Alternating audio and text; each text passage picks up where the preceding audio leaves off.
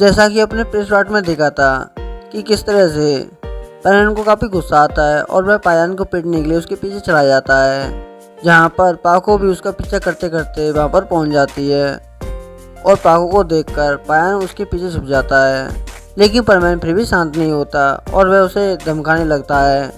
तब पाको क्या करती है, वह उसके गाल पर एक किस कर लेती है, जिसे देखकर मिसो एकदम से फ्रीज हो जाता है। वह कुछ नहीं करता और मिसो इसका कारण जब पाको से पूछता है तो पाको उसे बताती है कि वह शांत होने का नाम नहीं ले रहा था, इसलिए उसने किस किया। और ये सब देखकर पायन भी मिसो से फिर से झगड़ने लगता है, क्योंकि उसने सोचा था जैसा कि मिसो को शांत करने के लिए पाको ने उसके गाल पर किस किया तो पाको भी उसके गाल पर एक किस करेगी। लेकिन यहाँ पर उल्टा होता है।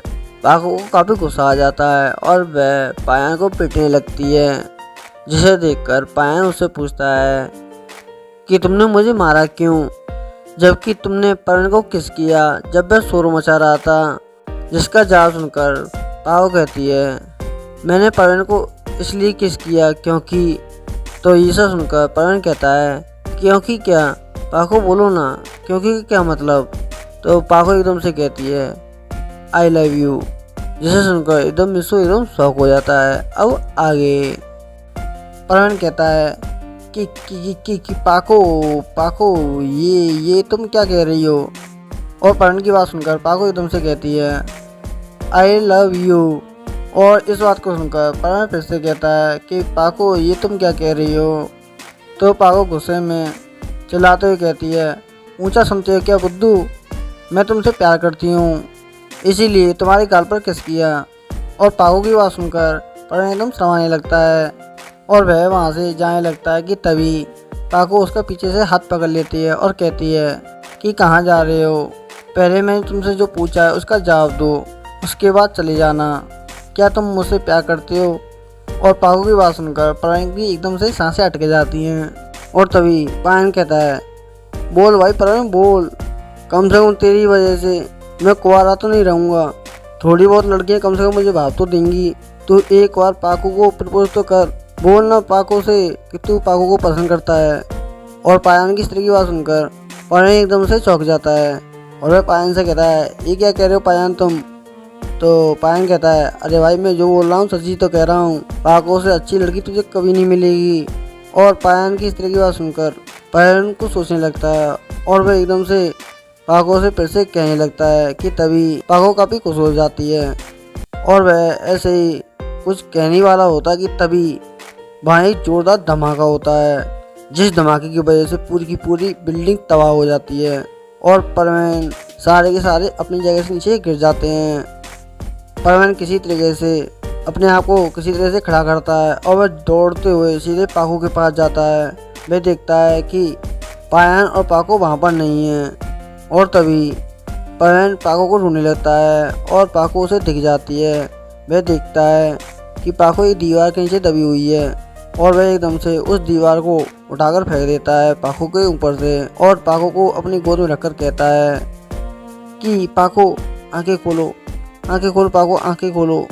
और वह देखता है कि पाको की सांसें नहीं चल रही हैं। तो परमैन उसका बैच लेकर उसके मुंह में डालता है, लेकिन इससे कोई फर्क नहीं पड़ता। उसके पास परमैन के पास कोई ऑप्शन नहीं रह जाता सिवाय मास्क निकालने के, इसलिए वह धीरे कर पाको का मास्क निकालने लगता है और वह एकदम से कहता है कि परमैन ये क्या कर रहा है तू, ये सब गलत है। और ऐसे ही परमैन के दिमाग को एक आइडिया आता है तो वो अपनी जेब से एक रुमाल निकालता है जिसे वह अपनी आंखों पर बांध लेता है और उसके बाद वह पाको के पेट से हेलमेट को निकाल देता है और अपने मुंह से मुंह लगाकर पाको को हवा देने लगता है, जिसके बाद पाको को धीरे धीरे कर होश आने लगता है, जिसे देखकर वह एकदम से चौंक जाती है क्योंकि वह देखती है कि परमैन के पेज पर एक रुमाल बंधा हुआ है और वह उसे लिप टू लिप उसे हवा दे रहा है। अगर परमैन चाहता तो वो अपनी आंखें खोलकर उसका पेज देख सकता था, लेकिन परमैन ने ऐसा नहीं किया। फिर पाको कहती है कि परमैन मैं एकदम ठीक हूँ, पायन को देखो पायन कहाँ पर है। और पाको की तरह की बात सुनकर परमैन को थोड़ी तसल्ली होती है और वो एकदम से कहता है शुक्र है तुम ठीक हो। और उसके बाद वह पाको को नीचे रखकर पायन को ढूंढने निकल जाता है कि पायन कहाँ पर है। और तभी परवीन के दिमाग में एक आइडिया आता है और वह क्या करता है, वह अपने बेस्ट से पायन को कॉल करने लगता है कि इससे पता चल जाए कि पायन कहाँ पर है। और ऐसा ही होता है, उसे बेस्ट की आवाज़ आने लगती है और वह देखता है कि वह एक बिल्डिंग के नीचे से आ रही है। और परवीन इतना देखकर उस बिल्डिंग को पूरा का पूरा ऊपर उठा देता है और वो देखता है कि पायन उसके नीचे दबा हुआ है। और तभी एक आवाज़ आती है और वह आवाज़ होती है पायन की। पायन कहता है कि परवीन पहले इसे निकालो, मैं इस कमरे के अंदर कह दूँ। इस कमरे के ऊपर एक छत पड़ी हुई है दीवार की, जो मेरे ऊपर गिर गई है। जब तुम उस दीवार को नहीं निकालोगे तब तक मैं बाहर नहीं आ सकता। और पायन की बात सुनकर परवीन कहता है, हाँ हाँ पायन, मैं निकाल रहा हूँ। और उसके बाद परवीन अपनी पूरी ताकत लगाकर उस दीवार को ऊपर हटा देता है और उस छत को भी तोड़ देता है, जिसमें से पायन बाहर निकलता है और कहता है कि परवीन ये सब क्या हुआ और ये बिल्डिंग कैसे तबाह हो गई, जैसे कि किसी ने इसे डिस्ट्रॉय किया हो। तो परवीन ये सब देखकर कहता है, ये अपने आप ही डिस्ट्रॉय नहीं हुई है, बल्कि किसी ने जानबूझकर की है। लेकिन किसने? और तभी उसी के सामने एक जहाज़ आ जाता है और कहता है, कैसे हो परवीन नंबर 1। जिस व्यक्ति की आवाज़ सुनकर वह सारे के सारे लोग एकदम चौंक जाते हैं, क्योंकि वह कोई और नहीं, वह डॉक्टर ऑक्टोपस होता है। और वह एकदम से कहता है कि परवीन, सिर्फ तुम्हारी वजह से मुझे जेल जाना पड़ा था, लेकिन आज मैं तुम्हें बिल्कुल नहीं छोड़ूंगा। मैं तुम्हें ही नहीं बल्कि इस पूरे शहर को नहीं छोड़ूंगा, और इसकी शुरुआत मैं तुम लोगों को मार कर ही करूँगा। और उसकी बात सुनकर परवीन को काफ़ी गुस्सा आता है और वह गुस्से में कहता है, हमें कुछ करने से पहले तुम पहले अपने बारे में सोचना चाहिए था कि तुम यहाँ अकेले आए हो। मैं तुम्हारी वो हालत करूँगा जिसमें तुम कहीं चलने लायक नहीं रहोगे।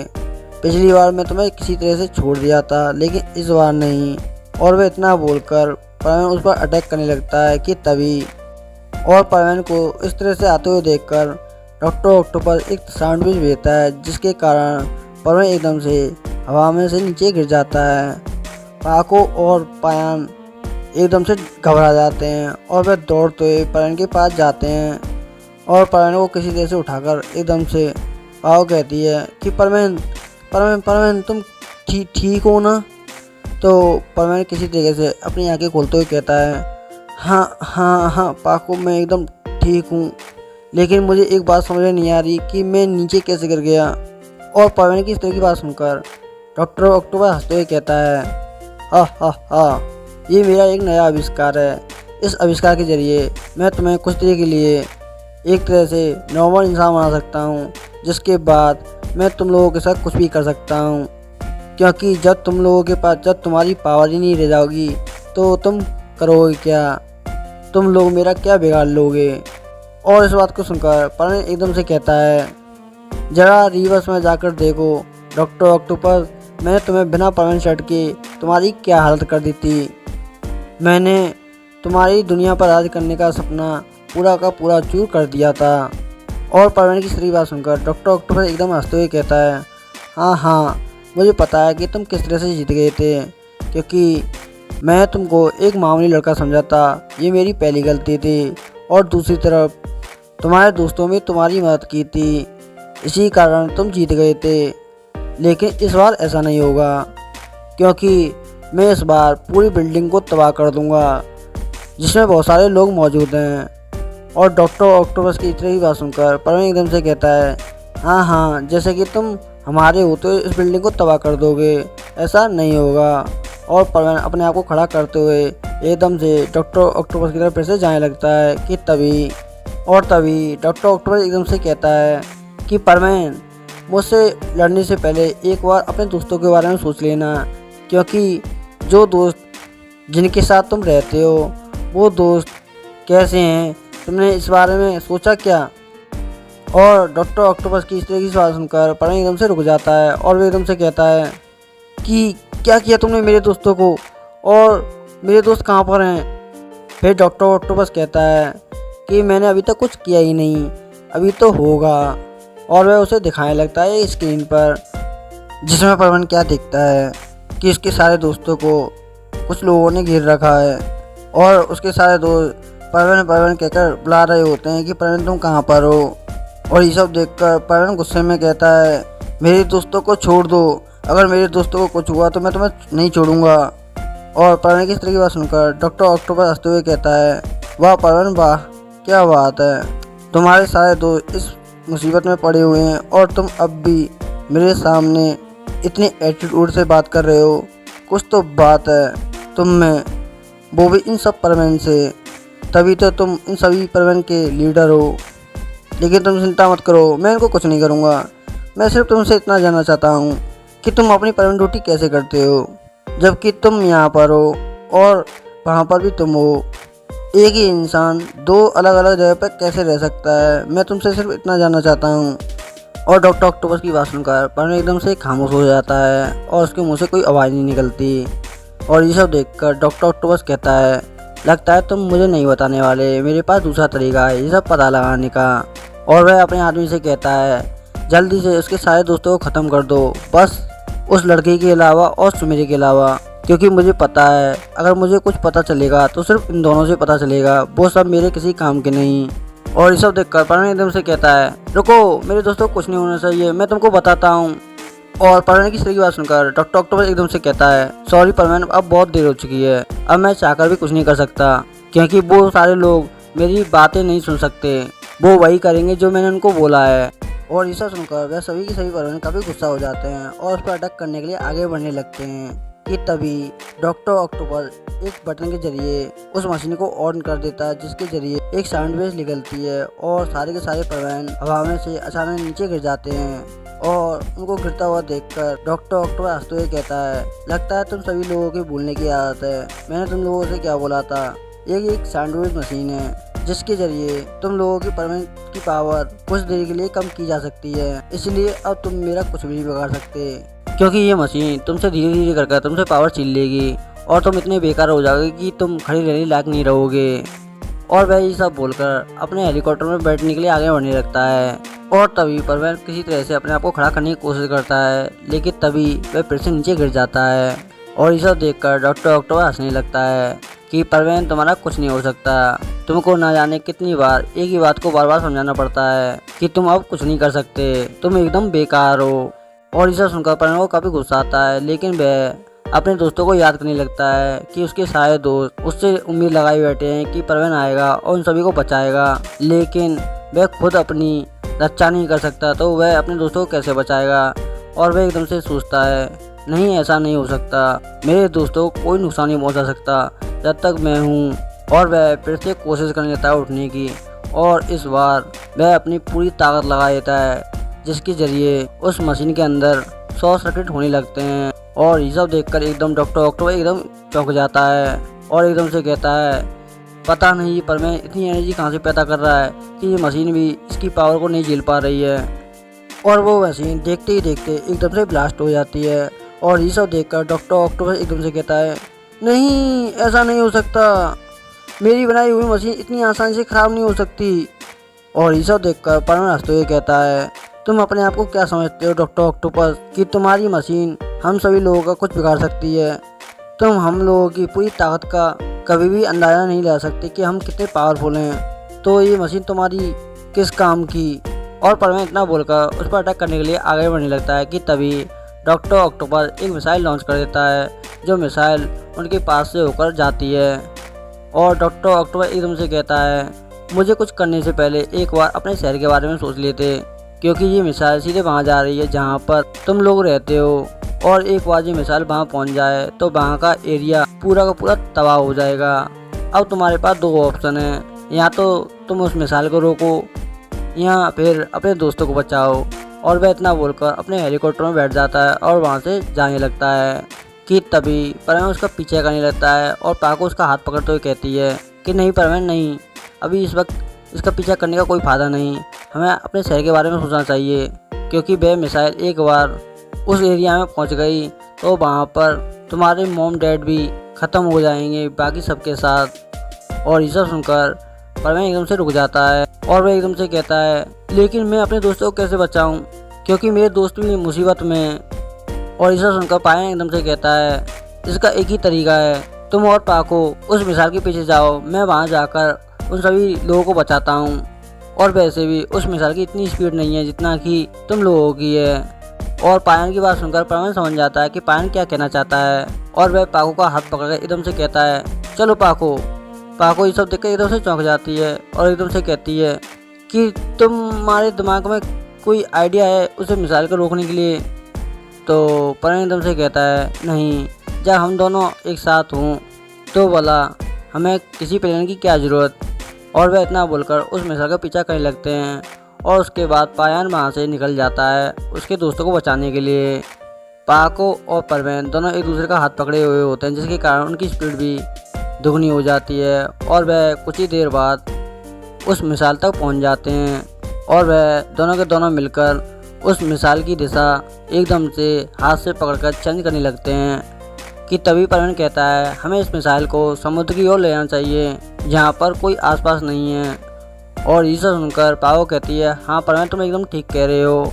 और वह दोनों के दोनों एक साथ मिलकर उस मिसाइल को समुद्र की ओर ले आने लगते हैं। और दूसरी तरफ पायन को दिखाया जाता है। पायन वहाँ पर पहुँच जाता है और बदमाश लोगों की वह अकेले ही छुट्टी कर देता है।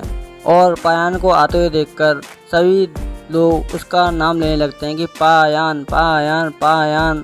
और ये सब सुनकर पायन खुश हो जाता है कि चलो सब कुछ अच्छा हो गया। लेकिन इस चक्कर में एक गड़बड़ हो जाती है। जितने भी बदमाश लोग उन सभी को मारने के लिए आए होते हैं वह सभी लोग वहाँ से भाग जाते हैं, क्योंकि पायन अपना नाम सुनता है तो काफ़ी खुश हो जाता है। और इस चक्कर में वह उन सभी लोगों पर ध्यान नहीं देता और वह सारे के सारे लोग बचकर निकल जाते हैं। और ऐसे ही कुछ देर बाद पायन पाको वहाँ पर पहुँच जाते हैं और वह देखते हैं कि पायन वहाँ पर है। और पायन एकदम से कहता है कि तुम दोनों आ गए परवेन पाको। तो परवेन कहता है, हाँ हम दोनों तो आ गए, लेकिन वो बदमाश कहाँ हैं जो लोग इनको घेर कर रखे थे। और इसे सुनकर पायन एकदम से चौंक जाता है और वो एकदम से कहता है कि परवेन मुझसे गलती हो गई। तो परवेन एकदम से कहता है, क्या? तो पायन डरते हुए कहता है, जितने भी सारे लोग यहाँ पर आए थे वो सारे के सारे लोग यहाँ से भाग गए। और इसे सुनकर परवेन एकदम गुस्सा हो जाता है और वह गुस्से में कहता है कि पायन, ये तुमने क्या किया? हम लोगों को जो इन्फॉर्मेशन मिल सकती थी डॉक्टर ऑक्टोपस के बारे में वो वही लोग बता सकते थे वो कहाँ पर रहता है। और मेरी तो ये समझ में नहीं आ रहा है कि वह जेल से भागा कैसे और उसे मेरे बारे में सब कुछ कैसे याद है, जबकि बर्डमैन ने तो उसकी मेमोरी इरेज कर देनी चाहिए थी, लेकिन उसे सब कुछ याद है। ऐसा कैसे हो सकता है? और तभी मिस्सो के टीचर उसके पास आते हैं और एकदम से कहते हैं कि परवेन, यहाँ पर मिस्सो नजर नहीं आ रहा है, मिस्सो कहाँ पर है? और ये सब सुनकर परवेन एकदम से चौंक जाता है और वह टीचर से कहता है कि यहीं कहीं आसपास होगा, आप ठीक से देखिए। और वह उसे फिर से ढूंढने लगते हैं, लेकिन मिस्सो उसे फिर भी नहीं मिलता। और वह एकदम से कहता है, लगता है मुझे ही कुछ करना पड़ेगा। और वह एकदम से साइड में जाता है और एकदम से मिस्सो बन जाता है और सर के पास आकर कहता है कि सर मैं यहाँ पर हूँ। और इसी के साथ ये पार्ट नहीं समाप्त होता है। अगर आपको ये वीडियो अच्छी लगे तो चैनल को कमेंट एंड सब्सक्राइब करना ना भूलें। Okay, good bye, sayonara.